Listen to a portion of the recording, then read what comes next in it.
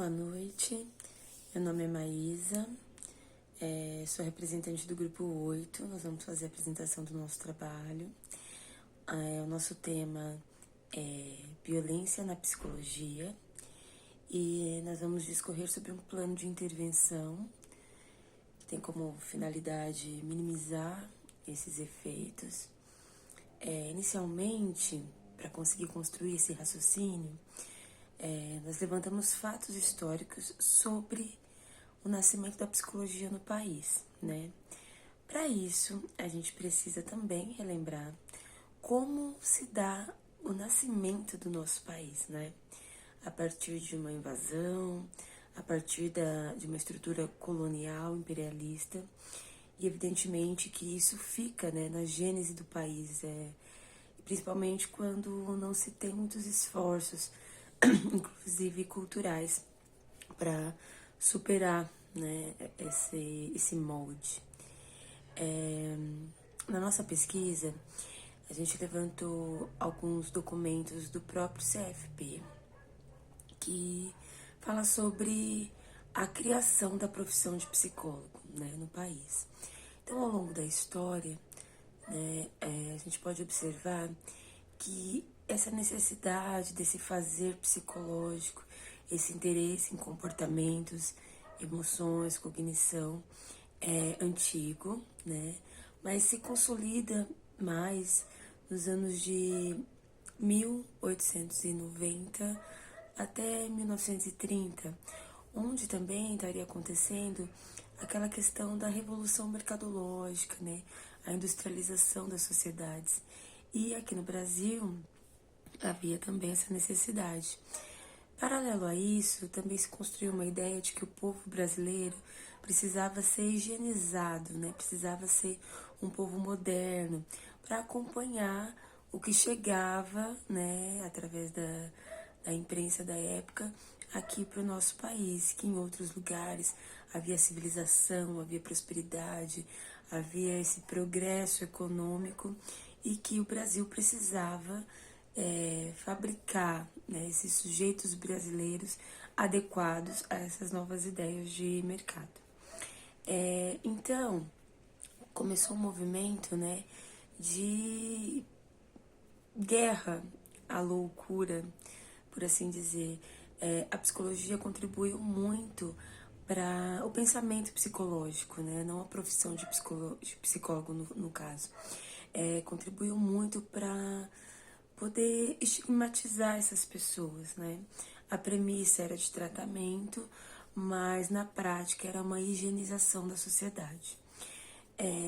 Ao passo que a psicologia foi avançando enquanto saber psicológico, mesmo que nesse primeiro momento não tinha nenhum caráter inclusivo ou emancipatório da população, esses estudos eles foram ficando concentrados, né?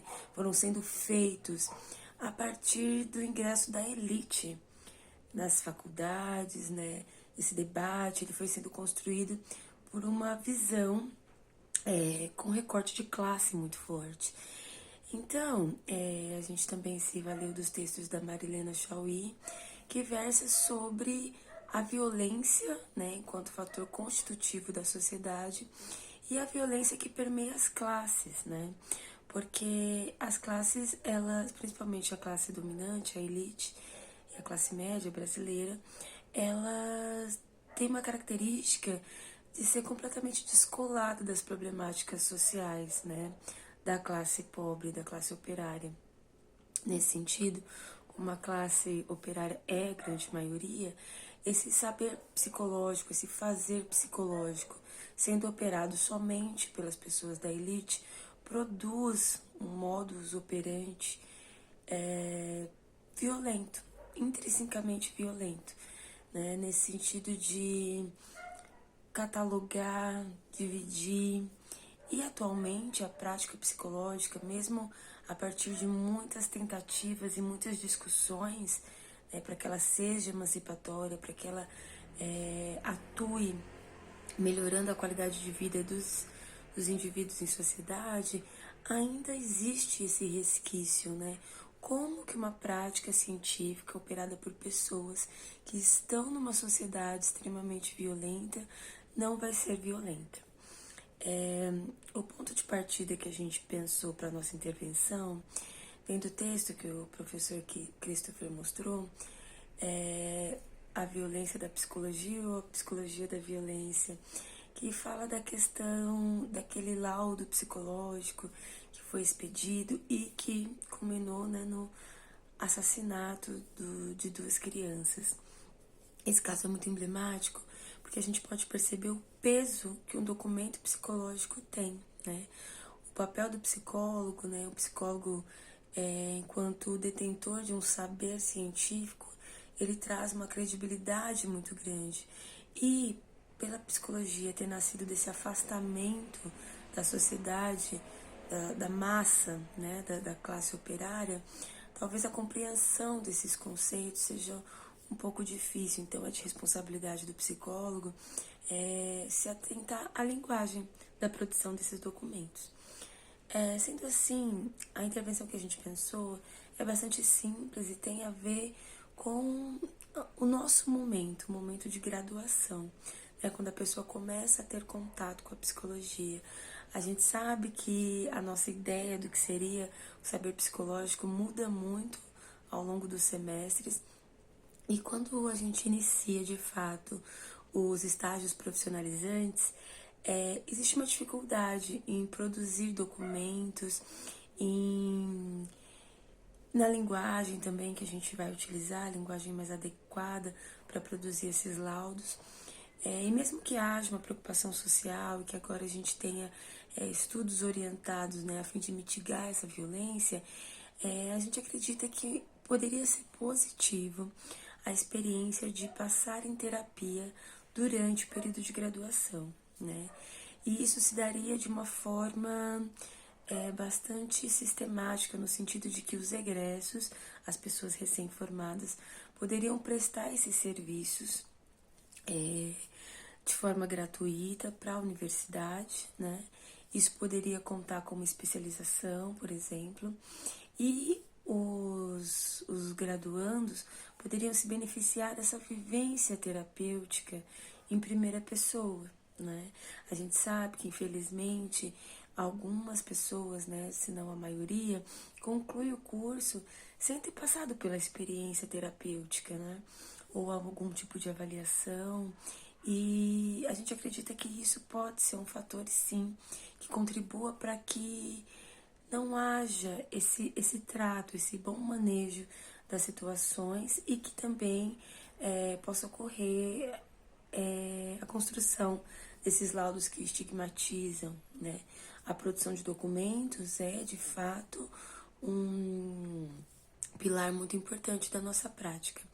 E aí, a proposta é essas horas de terapia valerem como horas complementares, por exemplo, e serem um fator de aprovação no curso, né? Então, seria uma obrigatoriedade de ter um período de vivência de atendimento psicológico em primeira pessoa, né?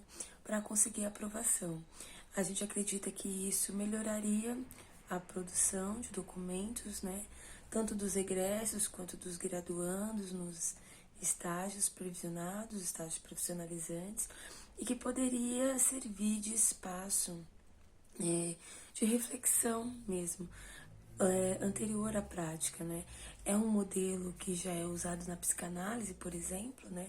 A pessoa, para poder ser considerada psicanalista, ela precisa passar em análise, né, com psicanalistas, e a gente acha que, embora a ideia pareça um tanto quanto burocrática, eu acho que também serviria para democratizar o acesso à saúde mental, inclusive no curso, né, na graduação, porque a gente também percebe certo adoecimento, né, ao decorrer da graduação, e se esse modelo se mostrar positivo, a ideia seria editar, né, uma normativa, uma medida para apresentar para o CFP, para que seja apresentado para o MEC também, para que seja estudado, porque existe, né, essas discussões de quanto que cai a qualidade, né, da prática, dessa graduação mercadológica, né, que também segue esse ponto.